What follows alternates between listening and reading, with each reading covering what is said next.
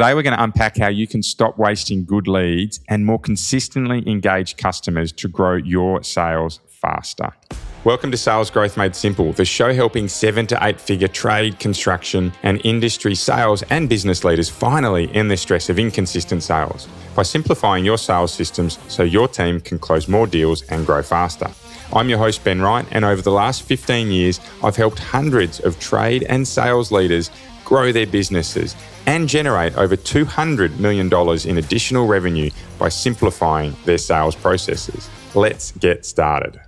In this episode today, we are going to talk about how your customers should not be at the mercy of your mindset and some practical ways that you can make sure you are always present when you're walking into quotes. As I started to prepare for today's episode, in fact, the motivation to get me to prepare for today's episode was with one of my customers who came to my house a couple of weeks ago. I could see as soon as that customer, they're a terrific business. I'm not going to say their industry because they're a listener and they might know who they are.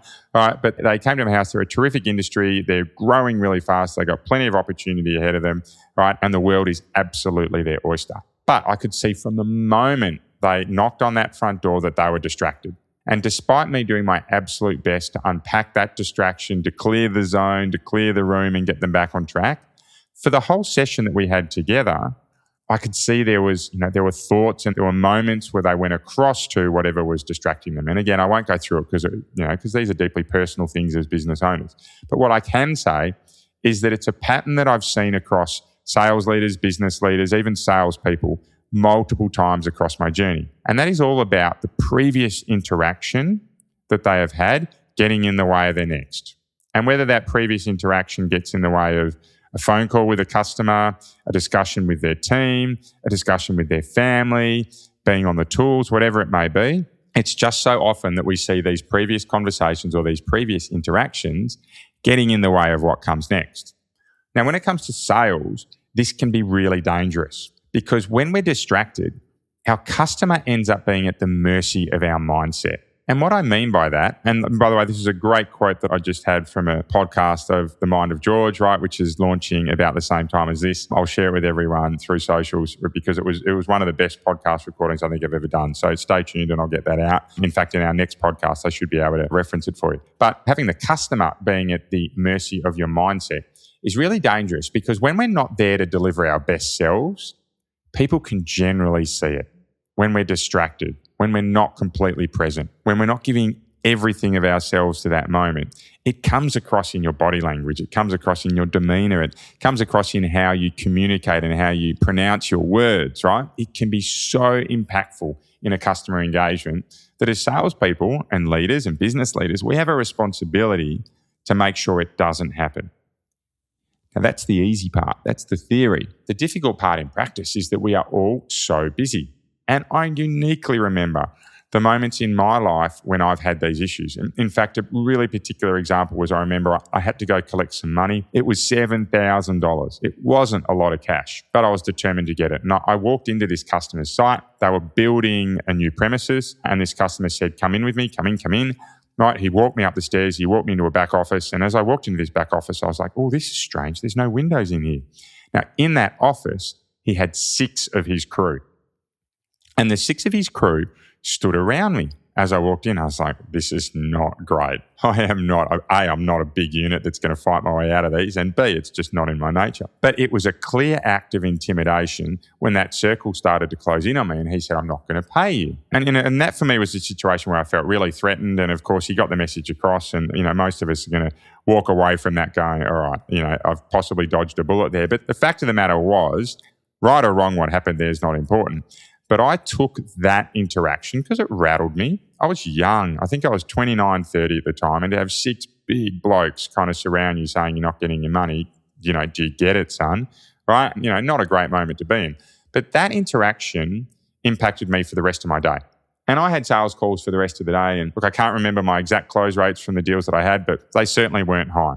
Because for the rest of the day, I was worried about that interaction. I was annoyed about the $7,000, but more importantly, I was worried about what could have happened and how business can be really personal at points in time. And so for me, what I learned from that moment was that having a default process that you can lean on to is really important, right? So that when you get rattled, And I use the example of driving a car back in episode 209. But when you're rattled, but you have your defaults as sub-automatic, right? So they're things you just do without thinking. So we're driving, we brake, we accelerate, we turn, we look in our mirrors. Right? All of that you do by default. When you have a sales process that you follow by default, the customer that you deal with is far less likely to be at the mercy of your mindset. Because when you do have things distracting you, you can flick the autopilot switch on to an extent and roll through your process. Arrive at the front door, smile, be well presented, ask them how they're going, walk into the door, ask what's special, work through what's going to create value, decide if you can quote on the spot or not.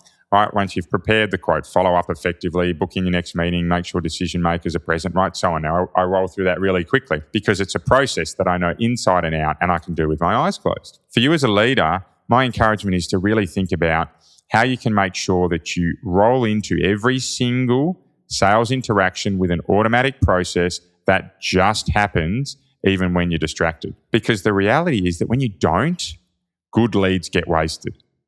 Good leads go and buy from someone else because they haven't got the best from you. You waste money on your marketing channel. You waste money on lead generation, which means your profit levels drop, which means you need to quote more deals, which means your stress rises, which means your distractions also increase. And you end up more and more distracted in more and more calls. Right? So it's what I call a doom loop, where you are just chasing your tail, bad after bad after bad. Where you can break that cycle by having a process that's really consistent. And that's the message clearly from me today, is to make sure you're building out that process. But where you can have that really consistent process at play, it takes away a lot of the stress when you're not quite present. So that's the ask from today. Of course, I'm very grateful that you've been listening. If you are someone that is feeling like you're spending hours of wasted time on sales quotes, right, particularly where you're distracted and can't quite dedicate all of you to those sales meetings and those customer visits, well, it's likely that if you don't change something now, you're going to continue to get those same stressful results over and over again. So our commitment to our podcast listeners is that we have a free quote audit that will pinpoint exactly why you're not winning more jobs, i.e. you're distracted without a process, and what you need to do to increase your close rates quickly. It's free. There's an audit or a free quote audit link in the show notes, and that'll get you started now. Thanks very much for listening today. Keep focusing on being 1% better each and every day, because it does make a difference. Bye for now.